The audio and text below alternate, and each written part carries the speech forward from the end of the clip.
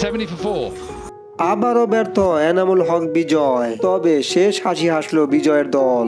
বিজয়কে নিয়ে কি বলল English cricketer coach wise Shah. তো দর্শক, বিস্তারিত জানতে ভিডিওর সাথেই থাকুন এবং চ্যানেলটি সাবস্ক্রাইব করে পাশে থাকুন।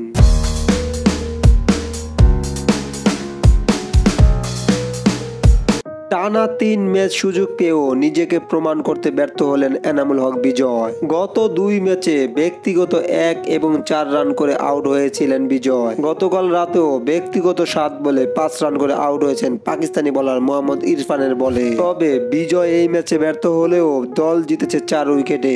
বারবার ব্যর্থ হওয়া বিজয়কে নিয়ে একই বললেন তাদের coach English cricketer wise Shah. তিনি বলেন, আমাদের ব্যাটসম্যানরা তাদের সেরা খেলাটা দিতে পারছে না, তাই টানা 2 ম্যাচ হারতে হয়েছে আমাদের। তবে আজ জিতেছি, তারপরও ব্যাটসম্যানদের অনেক ঘাটতি দেখা গিয়েছে।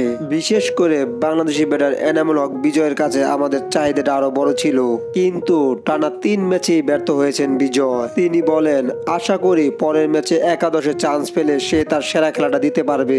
বিজয়ের দল 2 হার এবং 1 জয় নিয়ে পয়েন্ট টেবিলে 5 নম্বর অবস্থান করছে। অবশ্যই পরের ম্যাচে চান্স পেলে বিজয়কে ফর্মে আসতে দেখা যেতে পারে। তো দর্শক, বিজয়কে নিয়ে আপনাদের কি মতামত অবশ্যই কমেন্ট বক্সে জানিয়ে দিবেন।